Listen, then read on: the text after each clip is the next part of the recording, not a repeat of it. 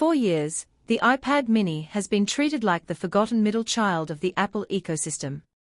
You pay a premium price, but you get stuck with a jelly-scrolling LCD, chunky bezels, and specs that feel a generation behind the flagship lineup.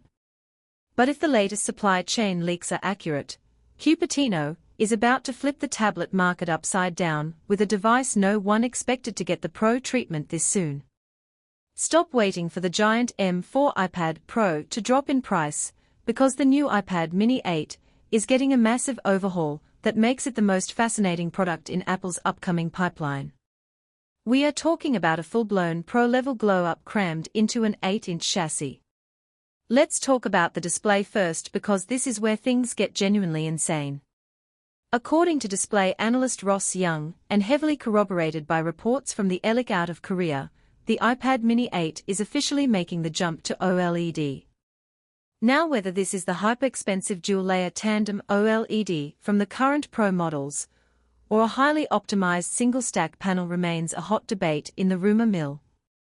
Honestly, I'll believe it when I see it if they go tandem on a mini. Either way, this is a massive win for the consumer. You are finally getting those perfect infinite black levels, blinding HDR peak brightness, and absolutely zero blooming when watching movies in a dark room.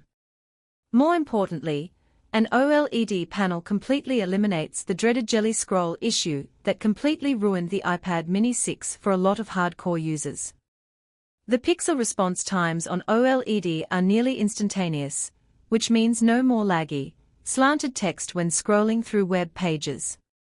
It is about time Apple fixed this, but they are not just swapping the panel and calling it a day. Minkai Kuo has hinted at some very aggressive chassis redesigns, and sources over at DigiTimes are echoing this exact sentiment. They are apparently shaving down those infamously thick bezels, pushing the screen real estate from the old 8.3 inches to almost 8.7 inches. They are pulling this off without increasing the physical footprint of the tablet, keeping it perfectly palm-sized. That maintains its legendary status as the ultimate daily driver for reading on the couch or aggressive mobile gaming. But thinner bezels create a massive engineering headache. Where do you hide the front-facing camera, the ambient light sensor, and the microphones? This is where a wild rumor from Shrimp Apple Pro comes into play. Word on the street is that Apple is testing a dynamic island cutout specifically optimized for the iPad mini. Wait, really? A dynamic island on an iPad feels a little weird for a tablet interface.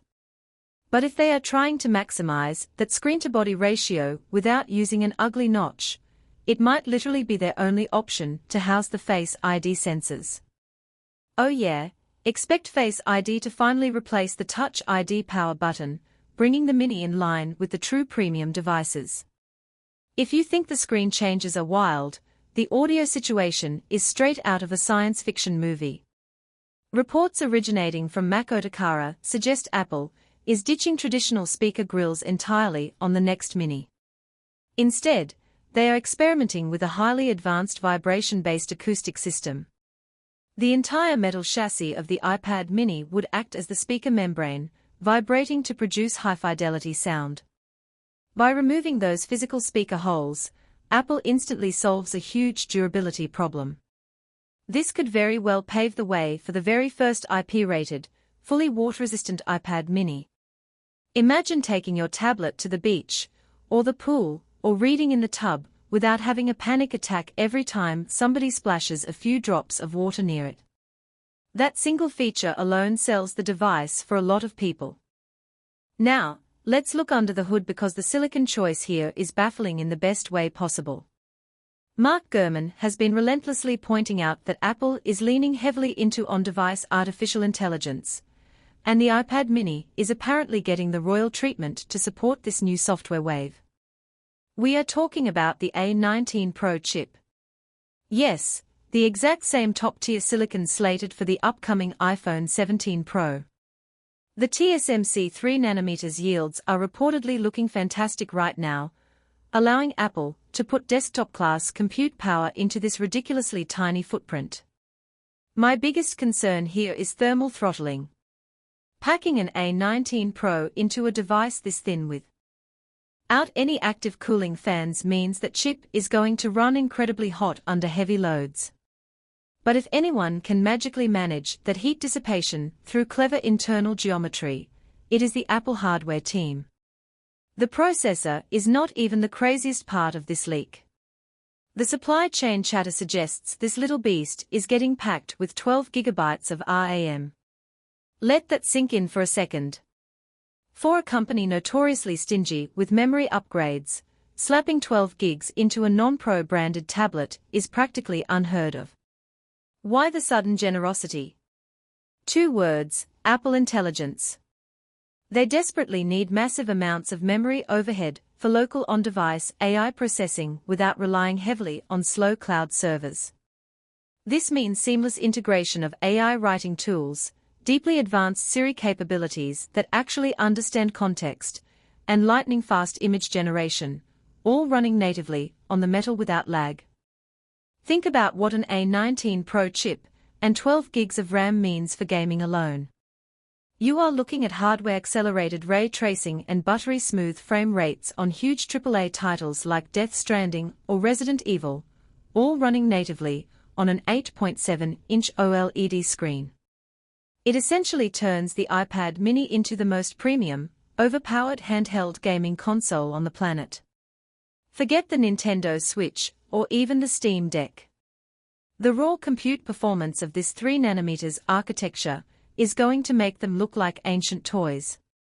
And with 12 gigs of RAM, I would not be shocked if Apple finally unlocks full Stage Manager support for an external display on the Mini.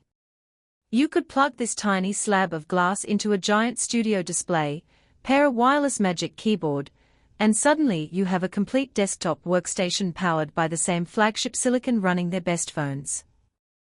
That level of extreme versatility is entirely unmatched in the current tech space. Of course, all this pro-grade hardware brings us squarely to the elephant in the room, the price. You did not think Apple was going to just hand you a stunning OLED panel, 12 gigs of RAM, and an A19 Pro chip out of the goodness of their hearts, did you? Prepare yourself for the inevitable Apple tax. Supply chain analysts are currently projecting a base price hike up to $599. They might try to soften the blow by doubling the standard base storage to 256 gigabytes, which would honestly make that bitter pill a little easier to swallow. But we have to look at the harsh reality of Apple's pricing ladder.